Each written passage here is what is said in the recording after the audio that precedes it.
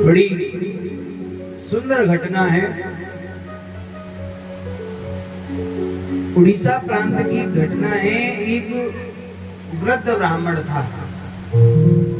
उस वृद्ध ब्राह्मण ने एक बार विचार किया कि क्यों ना मरने से पहले मैं तीर्थ यात्रा करके आऊं। मैं धरती के जितने तीर्थ हैं सारे तीर्थों की यात्रा करके और आऊं। लेकिन विचार किया कि घर में जो पुत्र हैं वो पुत्र बात तो मानते नहीं हैं। अब इस वृद्धावस्था में किसके सहारे पर जाया जाए। तो उसी क्षण एक युवक था, एक ब्राह्मण युवक था। उस ब्राह्मण युवक से कहा, बोले भैया एक काम कर, तू मुझे तीर्थ यात्रा पर लेकर के चल। इसके बदले में जितना धन चाहिए उतना धन मैं तुझको प्रदान कर दूंगा, लेकिन आप हमको और तीर्थ यात्रा करा करके लेकर के आओ। अब वो युवक था, ब्राह्मण युवक, वो भी धन के लोभ में साथ चल दिया। तीर्थ यात्रा करने के लिए निकले। कई प्रांतों में, कई क्षेत्रों में जाकर के, कई तीर्थ स्थलों पर जाकर के और दर्शन किया। बड़ी सेवा उस युवक ने उस वृद्ध की करी। एक स्थान पर जाकर के उस युवक की और तबीयत खराब हो गई। और जब युवक की तबीयत खराब हुई तो उस वृद्ध की जब तबीयत खराब हुई, उस युवक ने बड़ी सेवा उस वृद्ध की थी और बड़ी सेवा करके उस वृद्ध को और बिल्कुल सही कर लिया। जब उस वृद्ध ने देखा इस युवक ने बड़ी सेवा मेरी की है, उस वृद्ध ने और बड़ी सेवा जब उस युवक ने उस वृद्ध की तो बहुत प्रेम उस वृद्ध के अंदर उसके लिए जागृत हो गया।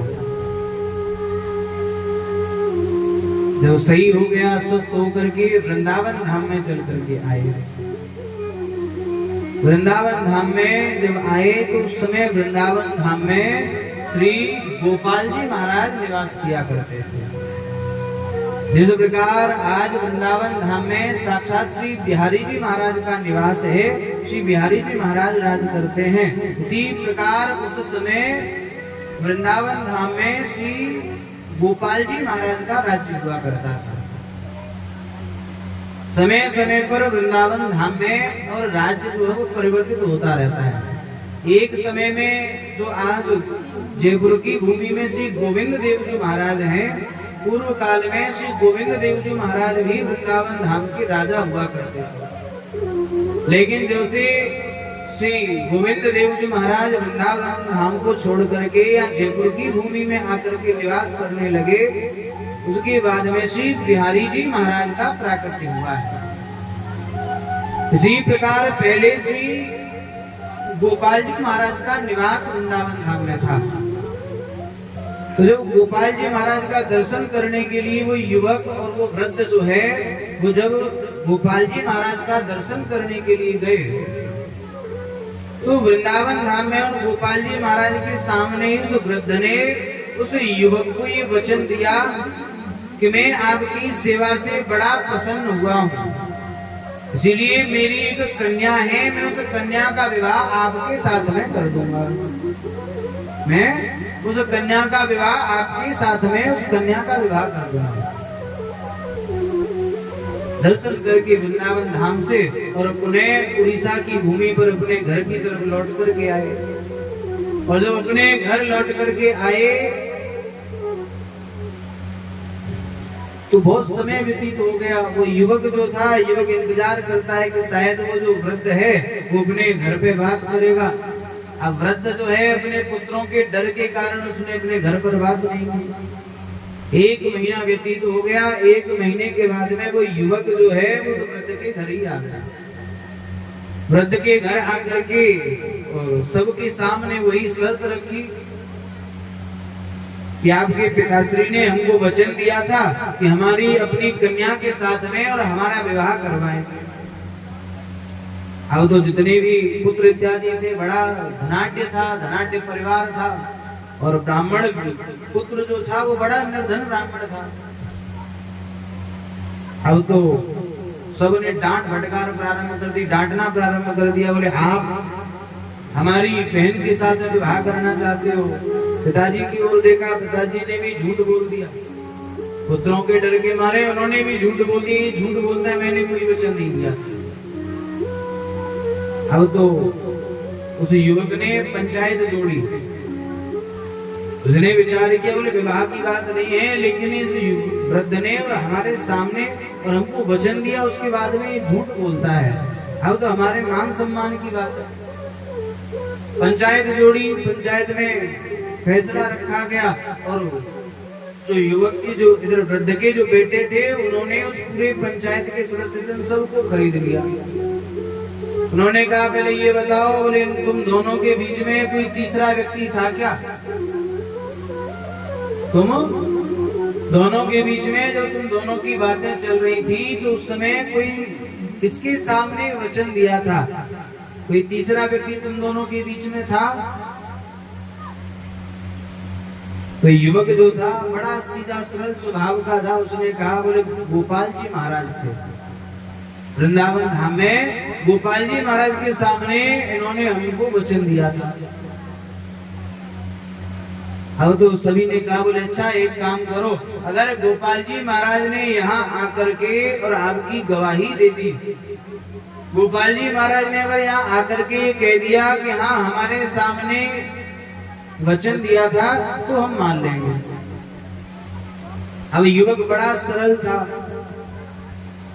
युवक जो था वो वहीं से और गोपाल जी महाराज को मनाने के लिए वृंदावन धाम में चल करके आया। और जब वृंदावन धाम में आया तो वृंदावन धाम में आकर के जो मंदिर के पुजारी थे उनसे कहा, तो मंदिर के पुजारियों ने बाहर निकाल दिया।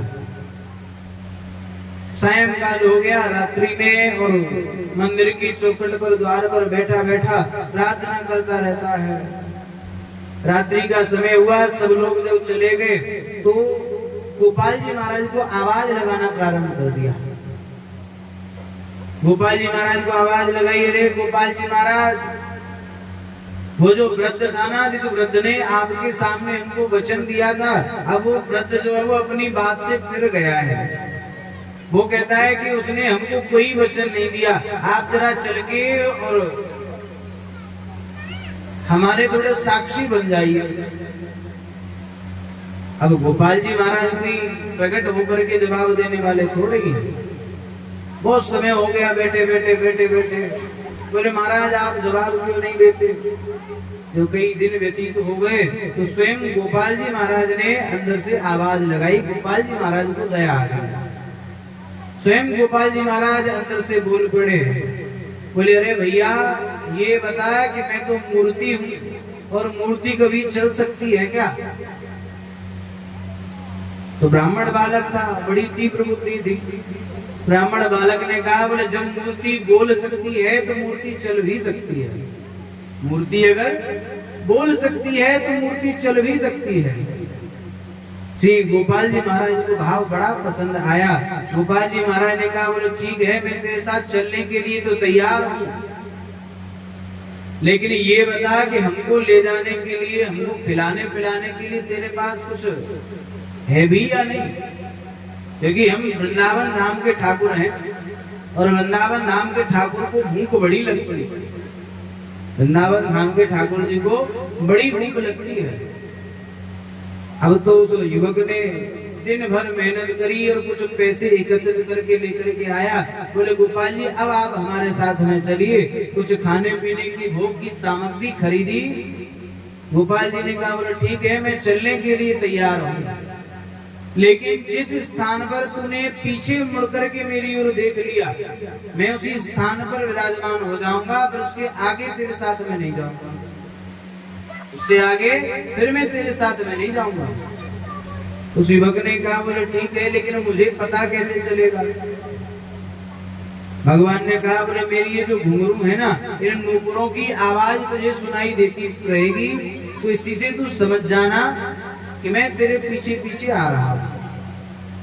अब तो वो युवक जो है वो गोपाल जी महाराज को साथ में लेकर के चलने लगा। पीछे पीछे श्री गोपाल जी महाराज और आज उसके साथ में चलने लगे। जहां भी सायंकाल होती तो वहीं पर ठाकुर जी महाराज को भोग लगा देता।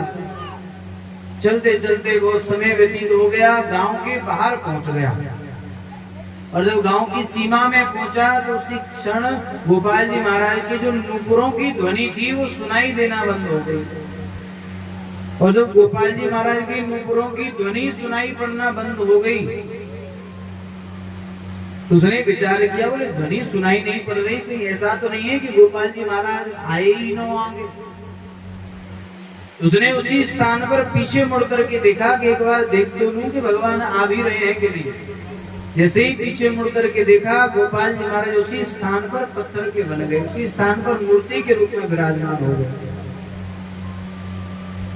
उसने कहा, बोले प्रभु हमसे गलती हो गई, हमसे अपराध हो गया है, आप हमारे साथ में आगे चलो। भगवान ने कहा, बोले देख मैं तुझको वचन दिया था कि जहां तू पीछे मुड़ करके देखेगा मैं उसी स्थान पर पत्थर का बन जाऊंगा, उसके बाद मैं तेरे साथ आगे चल करके नहीं जाऊंगा। उसने कहा, बोले प्रभु फिर मेरी गवाही कैसे लगेगी? बोले काम कर, तू जो पंचायत है उन सबको तू यही गांव के बाहर लेकर के आ और यहाँ लेकर के आएगा तो मैं स्वयं तेरा साक्षी बनूंगा। वो दौड़ा दौड़ा आया, आकर के सारी पंचायत जोड़ी, सारी पंचायत से कहा, बोले बाहर गांव के बाहर गोपाल जी महाराज आ गए हैं, आप लोग चलिए हमारे साक्षी बन करके आए। पूरी पंचायत को लेकर के आया और जैसे ही लेकर के आया तो साक्षी गोपाल जी महाराज आज उस युवक के साक्षी बनकर के वहां पर खड़े हुए थे। आज साक्षात मूर्ति के रूप में गोपाल जी महाराज और आज साक्ष्य प्रमाण देने लगे। गोपाल जी महाराज बोल पड़े, बोले सत्य बात है, उस वृद्ध ने मेरे सामने और उस युवक को वचन दिया था। अब तो जैसे ही कहा पूरे गांव में हल्ला मच गया और उसी क्षण से उन गोपाल जी महाराज का नाम श्री साक्षी गोपाल पड़ गया। बोले श्री साक्षी गोपाल की। आज भी उड़ीसा में जाएं तो उड़ीसा प्रांत में श्री जगन्नाथ जी महाराज से दूरी पर और उड़ीसा प्रांत में श्री साक्षी गोपाल जी महाराज का मंदिर आज भी विद्यमान है।